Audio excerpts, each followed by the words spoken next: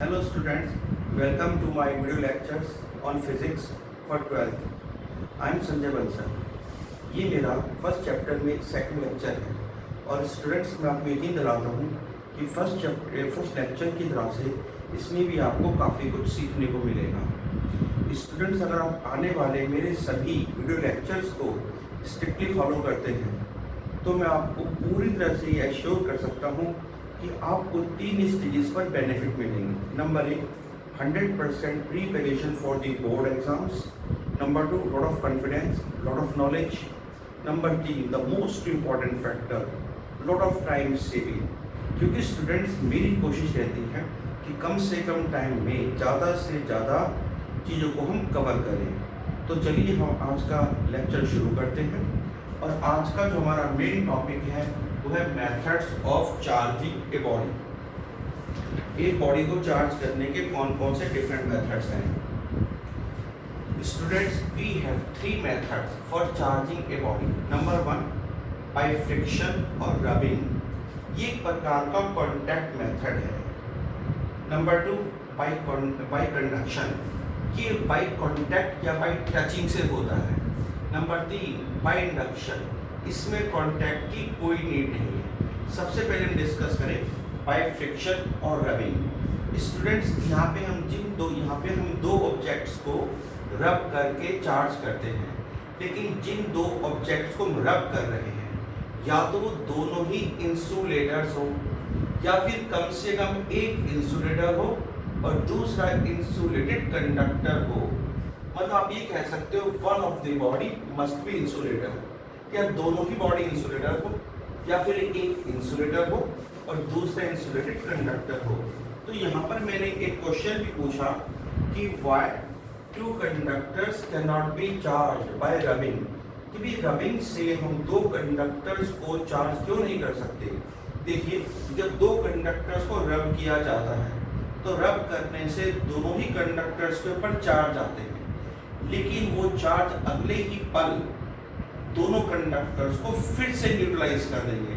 जैसे कंडक्टर्स के ऊपर चार्ज आया ड्यूरिंग रबिंग, अगले ही पल दोनों कंडक्टर्स फिर से एक दूसरे को न्यूट्रल कर देंगे। इसीलिए 2 कंडक्टर में से इसलिए 2 बॉडीज में से एक इंसुलेटर हो और दूसरा जो है वो इंसुलेटेड कंडक्टर, या दोनों ही इंसुलेटर हो। मतलब one of the body must be insulator. फिर हम देखेंगे second method, charging by conduction. Students, ये एक प्रकार का कांटेक्ट मेथड है। कांटेक्ट कह लीजिए, बाय टचिंग कह लीजिए, बट इसका एक लिमिटेशन है कि सिर्फ कंडक्टर्स के लिए एप्लीकेबल होता है। तो हम देखते हैं चार्जिंग बाय कंडक्शन कैसे करेंगे, जो सिर्फ कंडक्टर्स के लिए है। इस केस में हम एक चार्ज्ड मेटालिक बॉडी को, ये हमारे पास एक चार्ज मेटालिक बॉडी है, इसको भी एक न्यूट्रल मेटालिक बॉडी से कनेक्ट कर देंगे कंडक्टिंग वायर के थ्रू। अभी मैंने इन दोनों के बीच में कनेक्शन कंप्लीट नहीं किया है कि हमारी ओपन है, तो यहाँ से कोई भी चार्ज निकल के इस पर नहीं जाएगा। फिर मैंने क्या किया, इन दोनों के बीच में इस की को क्लोज कर दिया और दोनों के बीच में कॉन्टैक्ट हमने पूरा कर दिया। तो हम क्या देखते हैं कि यहाँ से चार्ज, इस बॉडी से चार्ज निकलेगा और इस बॉडी में चार्ज चला जाएगा। और ये चार्ज का फ्लो स्टूडेंट्स कब तक होता रहेगा, ये चार्ज का फ्लो तब तक होगा कि जब तक कि चार्ज को दोनों तरफ से जो रिपल्शन मिल रहा है वो बैलेंस ना कर ले। कैसे, मैं आपको समझाता हूँ। जैसे कि मान लो चार्ज यहाँ से निकल के इधर जा रहा है, तो ये जो पॉजिटिव चार्ज है, ये पॉजिटिव चार्ज जो इस पर आ चुका है, ये इसको इधर धक्का मारेगा। ये पॉजिटिव चार्ज इस पॉजिटिव चार्ज को यहाँ धक्का मारेगा, तो इस पॉजिटिव चार्ज को दोनों तरफ से धक्के मिलेंगे, दोनों तरफ से इसको रिपल्शन मिलेगा। तो जब वो रिपल्शन इस वाले चार्ज को बैलेंस कर लेगा, दोनों तरफ से लगने वाला धक्का, दोनों तरफ से मिलने वाला रिपल्शन जब इसके ऊपर बैलेंस हो जाएगा तो फिर चार्ज का फ्लो रुक जाएगा। और इस स्टेज में हम कहेंगे कि हमारा सिस्टम इक्विलिब्रियम में आ गया। जब सिस्टम इक्विलिब्रियम में आता है तो उस स्टेज पर दोनों के पोटेंशियल सेम हो जाते हैं। जो पोटेंशियल इसका वही पोटेंशियल इसका। स्टूडेंट्स, एक बात हम अच्छी तरह से जानते हैं कि चार्ज हमेशा हाई पोटेंशियल की बॉडी से लो पोटेंशियल की बॉडी पर ही जाता है, और तब तक जाता है जब तक कि दोनों के पोटेंशियल सेम ना हो जाए। स्टूडेंट्स, आप एक खास चीज यहाँ पे आपने शायद नोट की होगी कि यहाँ पर जो मेरे पास ये मेटालिक चार्ज कंडक्टिंग बॉडी है, यहाँ पे जो चार्ज का डिस्ट्रीब्यूशन सरफेस पे किया है वो मैंने यूनिफॉर्म नहीं किया। आप देखो कि जो हमारे कॉर्नर्स हैं, कॉर्नर्स पर ज्यादा चार्ज इकट्ठे हो गए हैं। ये देखिए चारों कॉर्नर्स पे ज्यादा चार्ज इकट्ठे हुए हैं। प्लेन सरफेसेस पे चार्ज दूर दूर है, देखिए ये देखिए, ठीक है। मतलब चार्ज का डिस्ट्रीब्यूशन सरफेस पर यूनिफॉर्म नहीं है। और इसी तरह से जब इक्विलिब्रियम की स्टेज आ गई तो इक्विलिब्रियम की स्टेज में भी देखिए इसका कुछ चार्ज जब इसमें चला गया तो यहाँ पर फिर भी चार्ज क्लोज है कॉर्नर पर, ये कॉर्नर पे चार्ज क्लोज है और प्लेन सरफेसेस पे चार्ज दूर दूर है। और ऐसा ही यहाँ पर भी हो रहा है दूसरी बॉडी पर। यहाँ पर भी ये वाली एंड जो हमें थोड़ी सी पॉइंटेड लग रही है, पॉइंटेड कॉर्नर की तरह से, वहां पर कम एरिया में ज्यादा चार्ज इकट्ठा हो रहा है, बाकी यहाँ पे चार्ज थोड़ा दूर दूर है। स्टूडेंट, इसका रीजन ये होता है कि इस पर्टिकुलर मैनर पर ही चार्ज का डिस्ट्रीब्यूशन सरफेस पर इसलिए होता है क्योंकि इसी particular distribution of charge on the surface की वजह से ही इस कंडक्टिंग बॉडी के अंदर और इस कंडक्टिंग बॉडी के भी इनसाइड, दोनों के अंदर हर पॉइंट पे नेट इलेक्ट्रिक फील्ड जीरो हो पाएगी। इस वाली कंडक्टिंग बॉडी के अंदर आप कहीं भी चले जाइए, ये पॉइंट ले लीजिए, ये पॉइंट ले लीजिए, ये पॉइंट ले लीजिए, ये ले लीजिए। इस प्रकार से जो चार्जेस का डिस्ट्रीब्यूशन होता है ये पूरा इंश्योर करता है कि इस कंडक्टर के अंदर हर पॉइंट पर नेट इलेक्ट्रिक फील्ड जीरो आएगी। हम इसकी डिस्कशन बाद में अगले चैप्टर में भी करेंगे, ठीक है, जिसको हम इलेक्ट्रोस्टैटिक शील्डिंग के नाम से भी जानते हैं। अच्छा स्टूडेंट्स, ये जो चार्जिंग बाई कंडक्शन है, यहाँ पर हमारे पास ना दो खास पॉइंट नोट करने वाले हैं, तीन खास पॉइंट हमें यहाँ पे नोट करने वाले हैं। नंबर एक, ये जो चार्जिंग बॉडी होती है ये इस न्यूट्रल बॉडी को अपनी चार्ज की कॉस्ट पर चार्ज करती है। चार्जिंग के बाद इसका चार्ज कम हो जाता है और इसके ऊपर नया चार्ज आ जाता है। तो ये बॉडी अपनी चार्ज की कॉस्ट पर इसको चार्ज कर रही है। दूसरा, फिर ये वाला जो मेथड है बाय कंडक्शन, ये सिर्फ कंडक्टर्स के लिए एप्लीकेबल है। तीसरा, जो चार्ज इस बॉडी पर आएगा वो चार्ज इसके साइज के डायरेक्टली प्रोपोर्शनल होगा। साइज जितना बड़ा होगा चार्ज इस पर उतना ही ज्यादा आएगा। तो ये था charging by conduction. Now third method, charging by induction.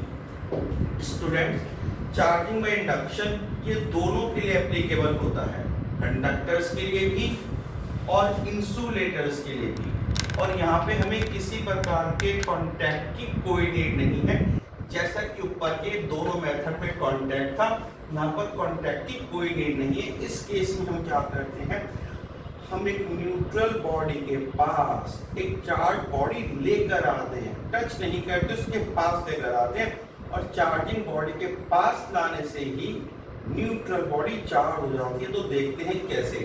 पहले डिस्कस करेंगे इंडक्शन इन कंडक्टर्स, कि कंडक्टर्स में इंडक्शन कैसे हो रहा है, और फिर देखेंगे इंडक्शन इन द इंसुलेटर्स। तो पहले हम कंडक्टर्स में देखते हैं इंडक्शन कैसे होगा। इसके लिए मैंने की न्यूट्रल कंडक्टिंग रॉड ली और इसे इंसुलेटिंग स्टैंड पे मैंने खड़ा कर दिया। शुरू में न्यूट्रल है, ये हमारी कंडक्टिंग रॉड है। मैं इसके पास एक चार्ज रॉड को लेकर आता हूँ, ठीक है, ये पॉजिटिवली चार्ज है, मान लीजिए ग्लास रॉड हो सकती है, इसको सेल से रख किया।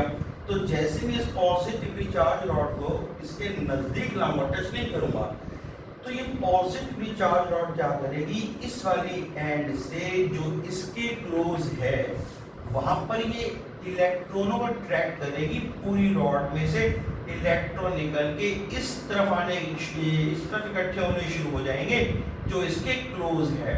तो इसके क्लोजर वाली एंड पर तो नेगेटिव चार्ज इंड्यूस हो जाएगा और फार्दर एंड पर नेगेटिव चार्ज की कमी होने से वहां पर पॉजिटिव चार्ज आ जाएगा।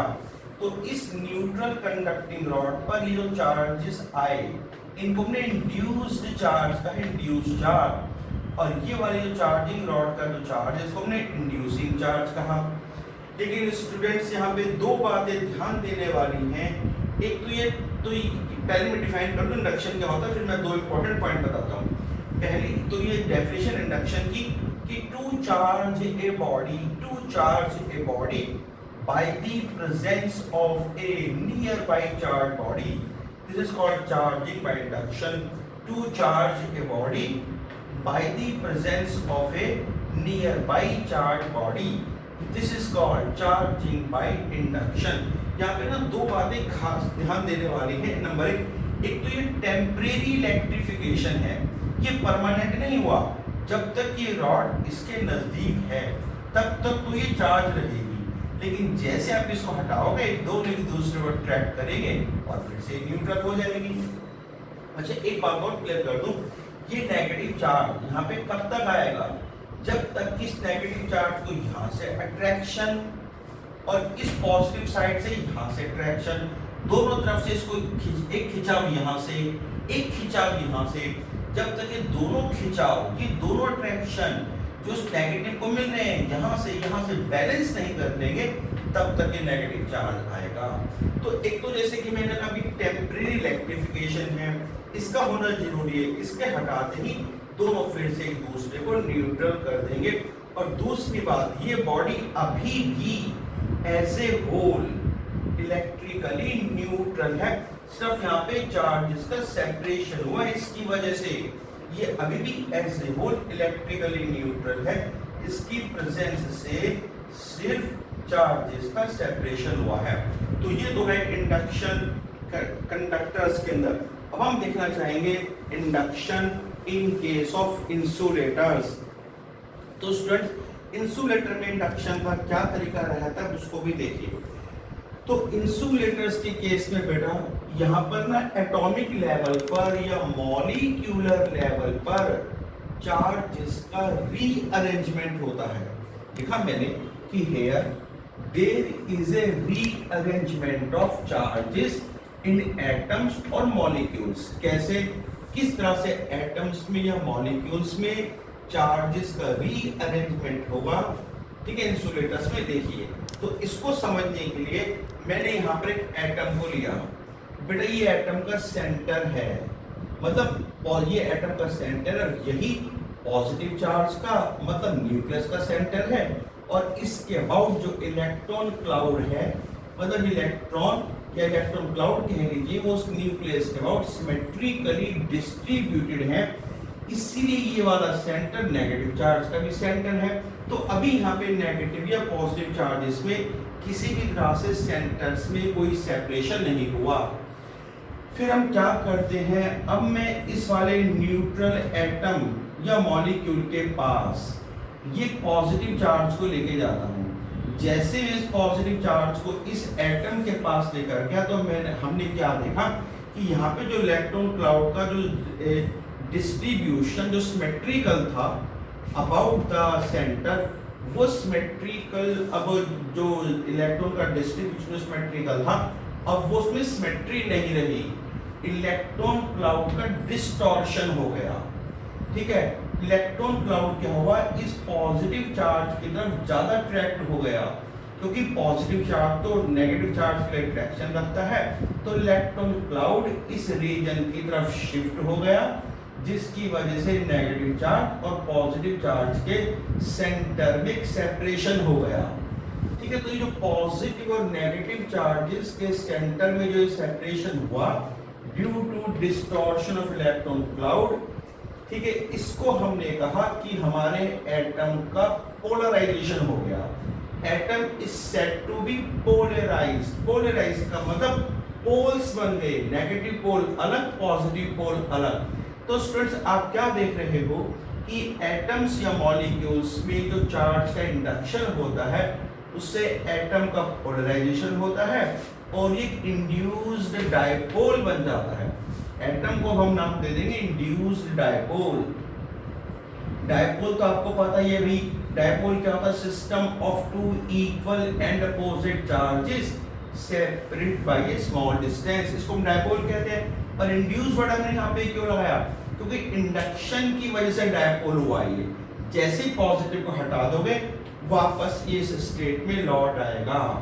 ठीक है, तो ये हुआ एटॉमिक या मॉलिक्यूलर लेवल पर, ठीक है, एटम के अंदर चार्जेस का इंडक्शन, जिसकी वजह से एटम पोलराइज हो गया और वो एक इंड्यूस्ड डायपोल बन गया। अब हम इस वाले जो हमने एटॉमिक लेवल पर जो इंडक्शन का ये प्रोसेस देखा, अब हम इस प्रोसेस को अब हम एक पूरी एक इंसुलेटिंग मटेरियल पर हम इसको अप्लाई करते हैं। तो बेटा मैंने एक इंसुलेटिंग मटेरियल लिया, उसका एक स्मॉल टुकड़ा, एक छोटा सा पीस मैंने उसमें लिया। ये उसको बनाने वाले सभी एटम्स हैं। अभी मैं इनके पास किसी भी प्रकार की कोई भी एक चार्जिंग बॉडी को नहीं लेकर गया, जिसकी वजह से हर एटम में पॉजिटिव चार्ज का नेगेटिव चार्ज का सेंटर सेम है। ठीक है, किसी भी एटम का कहीं पर भी कोई भी पोलराइजेशन नहीं हुआ। अब मैं इस इंसुलेटिंग मटेरियल के पास इस नेगेटिवली चार्ज रॉड को लेकर गया, तो जैसे मैं इस वाली चार्ज रॉड को इसके पास लेकर गया, मैं क्या देखता हूं कि इसमें जितने भी 9 एटम्स जो मैंने यहाँ पे दिखाए थे, इसमें से हर एटम का पोलराइजेशन हो गया। मतलब हर एटम के चार्जेस के सेंटर में सेपरेशन हो गया। चेक कीजिए स्टूडेंट्स, को ध्यान से चेक कीजिएगा। देखिए ये पॉजिटिव चार्ज इसकी तरफ खिंचा हुआ आ गया, और देखिए अलाइनमेंट एटम का किस तरह से हुआ, पॉजिटिव इसकी तरफ अट्रैक्ट हो रहा है, इसे इसका भी पॉजिटिव इसी की तरफ अट्रैक्ट हो रहा है, इसका भी पॉजिटिव इसी की तरफ अट्रैक्ट हो रहा है, इसका भी, इस वाले एटम का भी देखिए अलाइनमेंट किस तरफ हुआ, पॉजिटिव नेगेटिव की तरफ खिंचा हुआ, पॉजिटिव नेगेटिव की तरफ, पॉजिटिव नेगेटिव की तरफ, इसमें भी, इसमें भी। तो यहाँ पे ना इंसुलेटर में एटॉमिक लेवल पर या मॉलिक्यूलर लेवल पर यहाँ पे इंडक्शन होता है। ठीक है, और पॉजिटिव और नेगेटिव चार्जेस के सेंटर में सेपरेशन हो जाता है।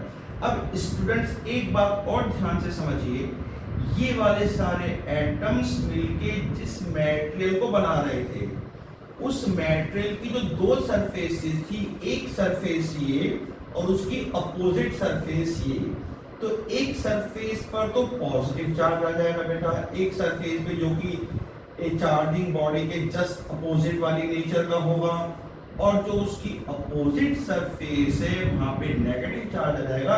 मतलब मटेरियल की 2 सरफेसेस पर, ठीक है, इक्वल मैग्नीट्यूड के अपोजिट साइन के चार्जेस इंड्यूस हो जाएंगे।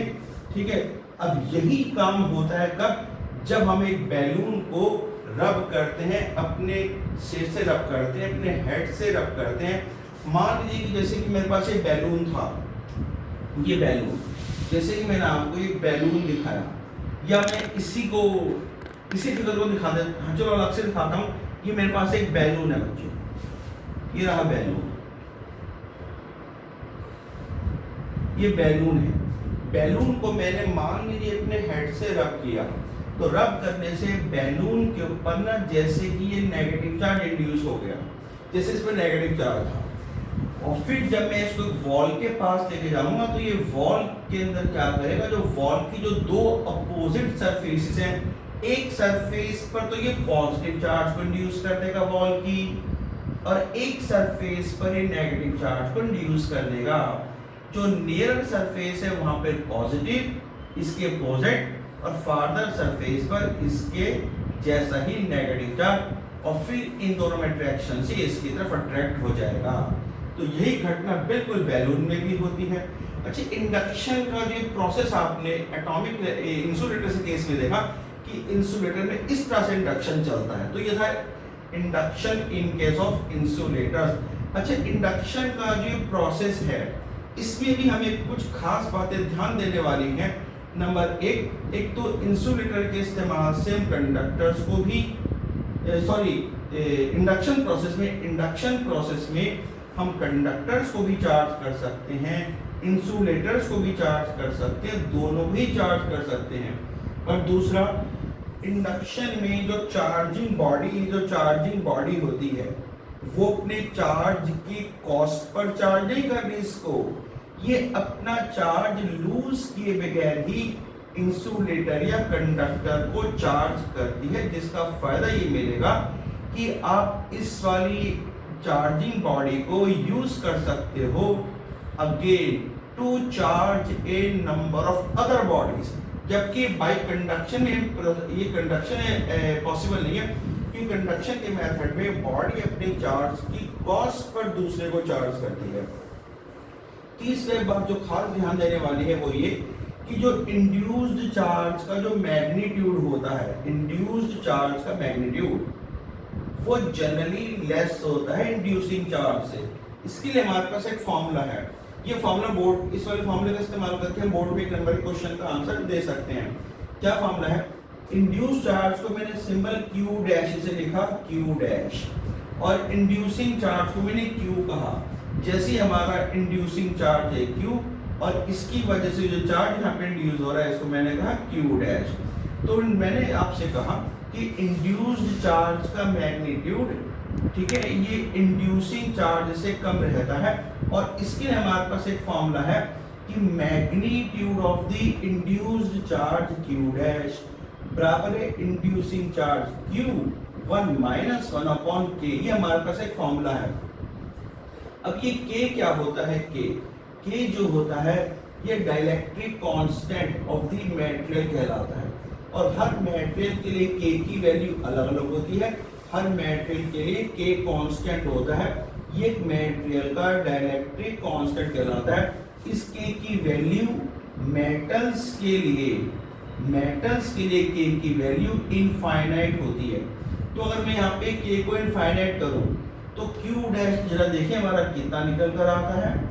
This comes out to be 1 upon infinity क्या हो गया? 0, 1 माइनस 0 हो गया 1, सिंपली क्यू। तो यानी कि मेटल्स में, कंडक्टर्स में जो इंड्यूस्ड चार्ज का मैग्नीट्यूड है वो इंड्यूसिंग चार्ज के बराबर रहता है। बट इंसुलेटर्स में के की वैल्यू हमेशा इनफाइनाइट से काफी कम होती है। इन इंसुलेटर्स में के जो होता है के वो बेशक 1 से तो ज्यादा है, बट वो इनफाइनाइटी से बहुत कम है। इनफाइनाइटी से के काफी कम रहेगा। जैसे कि मान लीजिए कि मैंने कहा भी ग्लास के लिए के की वैल्यू 4 है, जैसे मैंने ग्लास की बात की, तो ग्लास में के की वैल्यू को जैसे 3 to 5 होती है, मैंने 4 ले लिया, जैसे 4 ले लिया, तो 1 अपॉन 4 कितना हो गया? 0.25, 1 माइनस 0.25, 0.25। तो इस केस में आप देख सकते हैं क्यू डैश जो आएगा वो क्यू इंटू 0.75 हो जाएगा। दैट मीन्स कि यहाँ पे जो इंड्यूस्ड चार्ज है वो इंड्यूसिंग चार्ज से कम हो गया, 25% कम हो गया। तो इंसुलेटर्स में जो इंड्यूस्ड चार्ज का मैग्नीट्यूड होता है वो इंड्यूसिंग चार्ज से कम रहता है, जबकि मेटल्स में दोनों ऑलमोस्ट इक्वल होते हैं, बिल्कुल सेम होते हैं। अब स्टूडेंट्स जो हमने चार्जिंग इंडक्शन के लिए इंडक्शन प्रोसेस भी देख लिया, कंडक्शन भी देख लिया, रबिंग भी देख लिया। अब हमारे पास ना 2-3 क्वेश्चंस हैं, हम उन 2-3 क्वेश्चंस के आंसर लेंगे, 2-3 क्वेश्चंस के आंसर भी हम और लेंगे।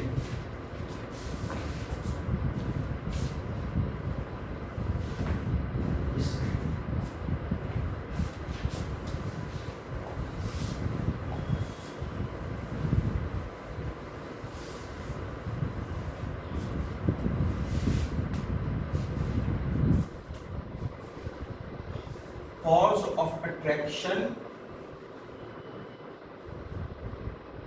when a charged bomb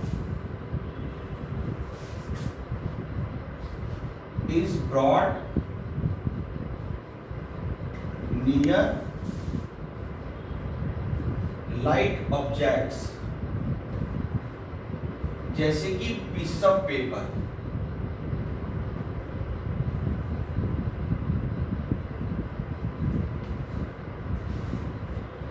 तो स्टूडेंट जैसे कि समझिए कि मेरे पास एक चार्ज बॉम्ब है,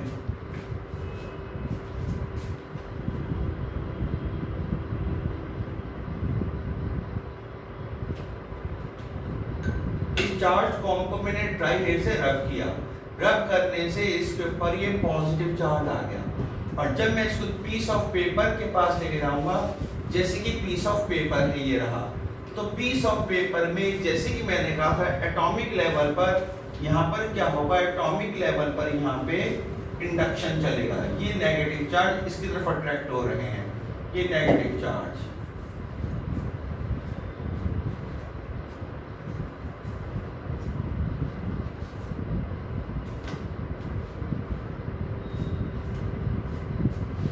तो जो पीस ऑफ पेपर था, पीस ऑफ पेपर के पास जब हम इस चार्ज कॉम को लेकर गए तो ट्रैक्शन क्यों हुआ? क्योंकि इंडक्शन की वजह से पहले इसमें चार्जेस का सेपरेशन हो गया। यानी कि हम कह सकते हैं charge separation occurs first.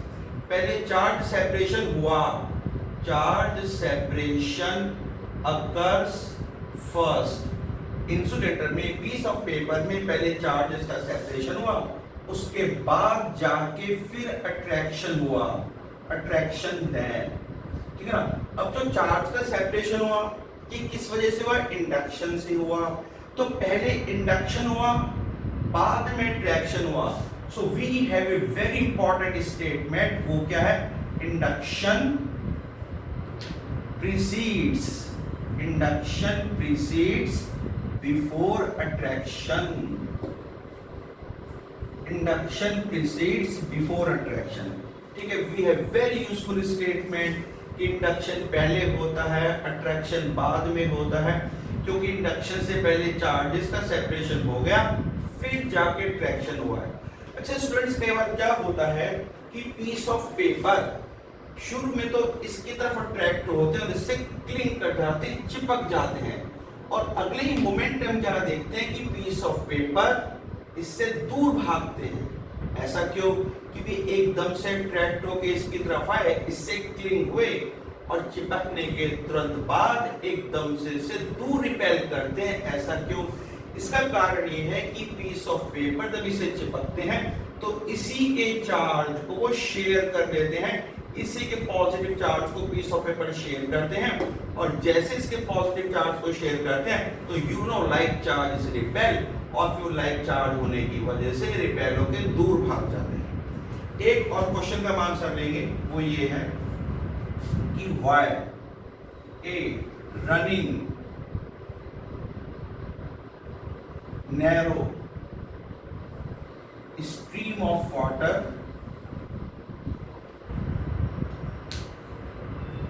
gets attracted when a charged bomb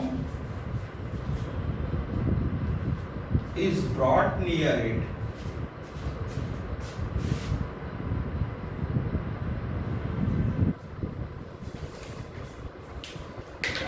students, मेरे पास अब ये एक रनिंग स्ट्रीम ऑफ वाटर है। समझिए जरा, मैंने नल को लिया और नल को मैंने हल्का सा ना ओपन कर दिया, कि जैसे कि मान लीजिए कि मेरे पास एक नल है लाइक दिस।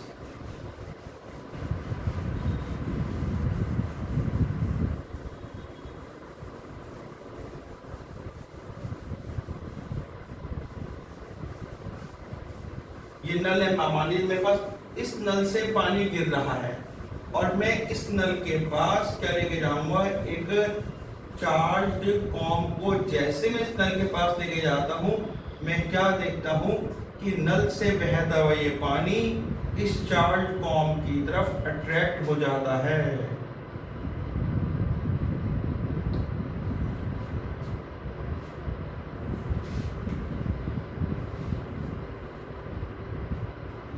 तो स्टूडेंट, इसका भी रीजन बिल्कुल सेम है। वो क्या कि भी जी चार्ज कॉम पर पॉजिटिव चार्ज था, ये पॉजिटिव चार्ज इसके ऊपर एक नेगेटिव चार्ज को इंड्यूस करके इसको अपनी तरफ अट्रैक्ट कर लेगा। तो why a running narrow stream of water gets attracted when a charge comb is brought near it. और स्टूडेंट, आज के वीडियो लेक्चर का एक 100 मिलियन क्वेश्चन, ठीक है, उसका आंसर देने में आपको बड़ा मजा आएगा।